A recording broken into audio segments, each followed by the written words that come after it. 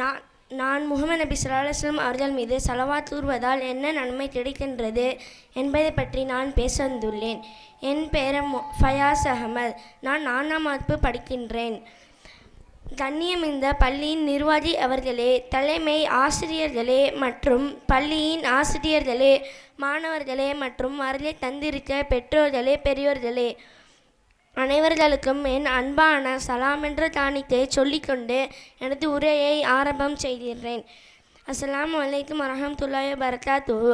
என்னுடைய தலைப்பு முஹம்மது நபி ஸல்லல்லாஹு அலைஹி வஸல்லம் அவர்கள் மீது ஸலவாத் கூறுவதால் என்ன நன்மை கிடைக்கின்றது என்பதை பற்றி நான் பேச வந்துள்ளேன்.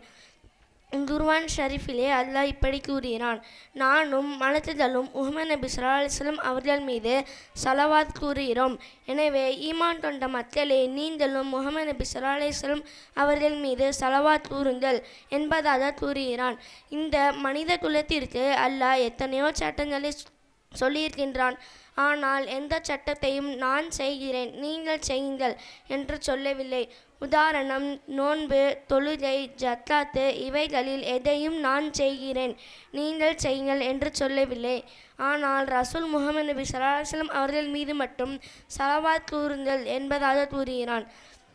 ஸலவாத்தினால் என்ன பிரதிபலன் கிடைக்கின்றது என்பதை பற்றி சொல்லி நான் முடிக்கின்றேன். ஒரு தடவை நபிகளார் அவர்கள் தேனியிடம் பேசினார்கள்: நீ பல மலர்களிடம் இருந்து அமிர்தங்களை எடுத்து வருகிறாய். அந்த அமிர்தங்களில் இனிப்பு, மற்றதில் கசப்பு, மற்றதில் துவப்பு என கலந்து எடுத்துக்கொண்டு உன்னுடைய தூட்டிற்கு வைக்கும்போது மட்டும் இனிப்பாக மாறிவிடுகிறது. அது என்ன காரணம் என்று கேட்டார்கள்.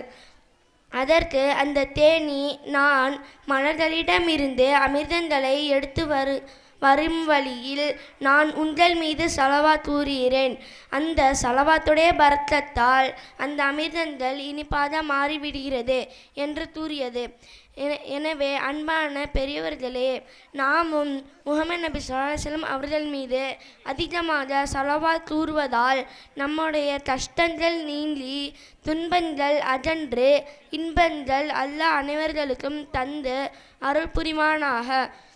ஆமீன் ஆமீன் யா ரப்பல் ஆலமீன். வாஹிர தாவானா அல்ஹம்துலில்லாஹி ரப்பில் ஆலமீன். அஸ்ஸலாமு அலைக்கும் வரஹ்மத்துல்லாஹி வபரகாத்துஹு.